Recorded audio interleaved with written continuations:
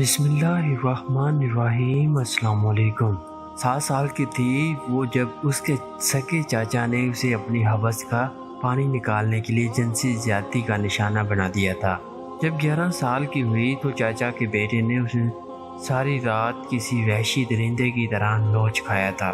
16 سالہ کی ہوئی تو اس کے سگے باپ نے اسے جسم فروشی کرنے پر مجبور کر دیا تھا۔ اس کا اپنا باپ ہی اس کے جسم کی کمائی کھاتا رہا۔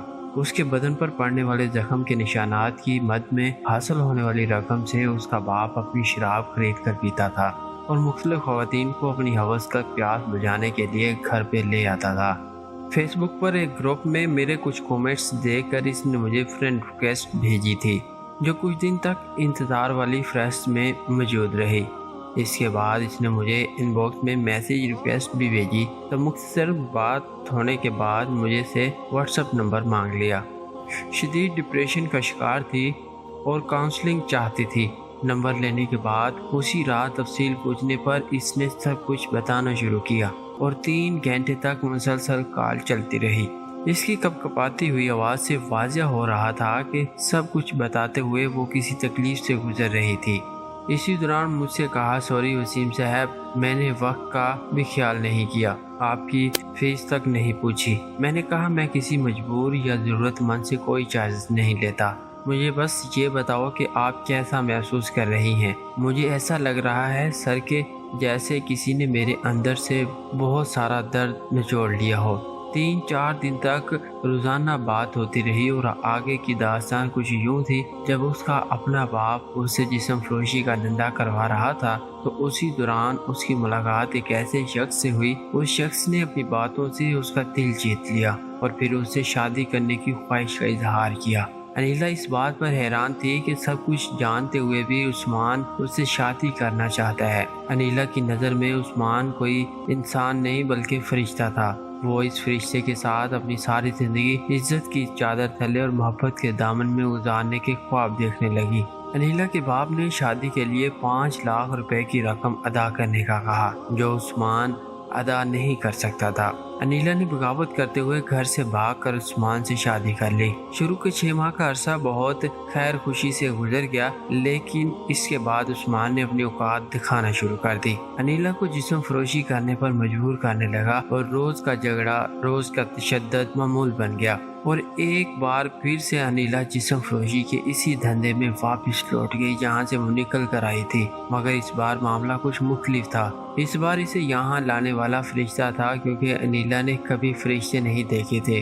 وہ عثمان کو ہی فرشتہ تصور کرتی تھی۔ جس گھر میں وہ کسی کی بیوی بن کر رہتی تھی، جس بستر پر وہ اپنی شوہر کے ساتھ ہوتی تھی، اسی گھر میں اسی بستر پر وہ مختلف اوقات میں اب مختلف مردوں کے ساتھ ہوتی تھی۔ 2 بچے بھی پیدا ہو گئے۔ اب وہ 2 بچوں کی ماں ہونے کے ساتھ ساتھ ایک بیوی بھی تھی، لیکن اب بھی جسم فروشی کے بازار کا راستہ ہی اس کا راستہ تھا۔ انیلا کا شوہر انیلا کو اپنے کسٹمرز کے ساتھ بستر کے لمحات میں چھپ چھپ کر دیکھا کرتا تھا اور اسی طرح عثمان کو لذت ملتی تھی۔ اسی دوران عثمان نے انیلا کو اپنی بہت ساری مجبوریاں بتانے کے ساتھ ساتھ اپنے بچوں کے مستقبل کا لالچ بھی دیا اور 2 مہینے کے ایک کنٹریکٹ پر دبئی بھیجنے کے لیے رضامند کر لیا۔ انیلا اپنے بچوں کو چھوڑ کر روتی ہوئی 2 ماہ کے لیے دبئی چلی گئی۔ اسی دوران بھی میری بات ہوتی رہی اور وہ وہاں کے مسائل بیان کرتی رہی۔ نہ دن کو سکون تھا، نہ رات کو کوئی قرار تھا۔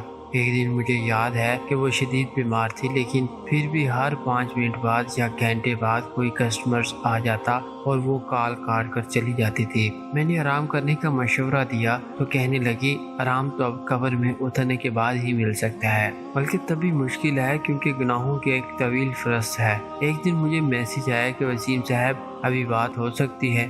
میں نے مصروفیت کی وجہ سے معذرت کرنا چاہا، لیکن اس نے خدا کا واسطہ دیا تو میں سمجھ گیا کہ ضرور کوئی بڑی پریشانی ہے، تو میں نے خود ہی کال کر لی۔ روتے ہوئے بتانے لگی، میں یہاں جس کے قرضے اتارنے آئی ہوں وہ وہاں میرے ہی بستر پر دوسری خواتین کو لا کر عیاشی کر رہا ہے۔ جو مرضی کرتا، کم سے کم مجھے تصویر اور ویڈیوز تو نہ بھیجتا۔ میرے 2 چھوٹے بچے بھی ہیں وہاں۔ 1 گھنٹے تک بات ہوتی رہی اور وہ کچھ ہی دیر بعد ریلیکس ہو گئی، کیونکہ بات تو ساری سننے کی اور تسلی دینے کی ہوتی ہے۔ سننے والے کان اور تسلی والا لہجہ بڑی شفا ہے۔ خیر وہ 2 ماہ بعد واپس اسلام آباد آ گئی اور پھر 15-20 دن تک ہمارا کوئی رابطہ نہیں ہوا۔ میں کچھ دن بعد لاہور اور پھر اسلام آباد کے ٹور کے لیے روانہ ہوا۔ میرا اسٹیٹس دیکھ کر انیلا نے ملنے کا کہا۔ اگلے دن ہماری ملاقات ہوئی اور وہ چاہتی تھی کہ اس کی زندگی پر ایک مکمل کتاب لکھی جائے تاکہ اس کی ساری زندگی کا درد اس ایک کتاب میں سما جائے، جو میری نظر میں ممکن نہیں تھا، کیونکہ مجھے لگتا تھا دریا کو تو حوضے میں بند کیا جا سکتا ہے لیکن ایک انسان اور خاص طور پر ایک طوائف کے درد کو ایک کتاب میں بند نہیں کیا جا سکتا۔ کیفے پر چائے پیتے وقت کہنے لگی، وسیم صاحب یہاں بہت سے لوگ مجھے جانتے ہیں، تو آپ کو ڈر نہیں لگا؟ ملاقات کرتے وقت آپ کی عزت اور مرتبہ خراب ہو سکتا تھا۔ میں نے کہا میں نے کبھی لوگوں کی فکر نہیں کی اور میں ایک انسان ہوں، اس وقت ایک انسان کے ساتھ ہی بیٹھا ہوں، لوگ کیا سوچتے ہیں مجھے اس بات سے فرق نہیں پڑتا۔ انیلا نے جواب دیا، میں ایک انسان نہیں بلکہ طوائف ہوں۔ وسیم صاحب میں نے کہا آپ انسان ہیں اور ایک عورت ہے، میں ہر عورت کی عزت کرتا ہوں، تو آپ ایک طوائف کو ایک عورت جیسی عزت دیتے ہی کیوں ہیں؟ انیلا میں آپ کی بھی اتنی عزت کرتا ہوں جتنی میں اپنے گھر کی خواتین کی کرتا ہوں۔ کہنے لگی، توبہ توبہ استغفار وسیم صاحب، یہ کیا کہہ رہے ہیں آپ؟ خدارا اپنے گھر کی خواتین کو میرے ساتھ مت ملائے۔ میں نے پھر سے کہا، آپ میرے لیے اتنی ہی قابل احترام اور عزت دار ہیں جتنی میرے گھر کی خواتین۔ وہ یہ جملہ سن کر بہت روئی تھی اور جب میں نے رونے کی وجہ پوچھی تو کہنے لگی، ہمیں بس گالیاں سننے کی عادت ہوتی ہے، اتنے اچھے جملے ہضم کرنا بہت مشکل ہو جاتا ہے۔ انیلا میں صرف ایک چیز کی طلب تھی اور وہ تھی کہ کوئی اس سے بہت ساری باتیں کرے، اس کی باتیں سنے، اس کی ساری داستان سنے، اسے تسلی دے، اس کو پریشانی میں اسے سہارا دے۔ ایک طوائف کے جسمانی جذبات دفن ہو چکے ہوتے ہیں، اسے مردوں کا کوئی چسکا نہیں ہوتا۔ میں چائے پیتے وقت اسے مسلسل دیکھ رہا تھا۔ یقین کریں کہ بہت خوبصورت تھی، وہ بہت زیادہ خوبصورت تھی اور اس کی آنکھیں بہت کچھ چھپانے کا ہنر بخوبی جانتی تھی۔ میں چائے پیتے وقت سوچ رہا تھا کہ اتنا خوبصورت چہرہ یوں ٹکے ٹکے کے عوض فروخت ہونے کے لیے تو نہیں بنایا ہوگا خدا نے، اور نہ انیلا نے کبھی ایسا سوچا تھا۔ لیکن اپنے ہی سگے رشتے اور حالات کی گردشوں کا طوفان انسان کو کہاں سے کہاں لے جاتا ہے۔ آج کے دور میں عزت کی چادر دینے والے محافظ مرد کسی نعمت اور فرشتے سے کم نہیں ہوتے۔ اس کے بعد انیلا سے میری کوئی بات نہیں ہوئی، اس نے کوئی رابطہ نہیں کیا۔ کچھ دن بعد میں نے رابطہ کرنے کی کوشش کی تو نمبر آف تھا اور واٹس ایپ اور فیس بک سے مجھے بلاک کر دیا گیا تھا۔ مجھے انیلا کی وہ بات یاد آئی، میں آپ سے ضرور ایک بات ملنا چاہتی ہوں، میں آپ سے صرف ایک بار ملنا چاہتی ہوں۔ جس دن میری یہ خواہش پوری ہو گئی تو میں آپ سے پھر کبھی رابطہ نہیں کروں گی۔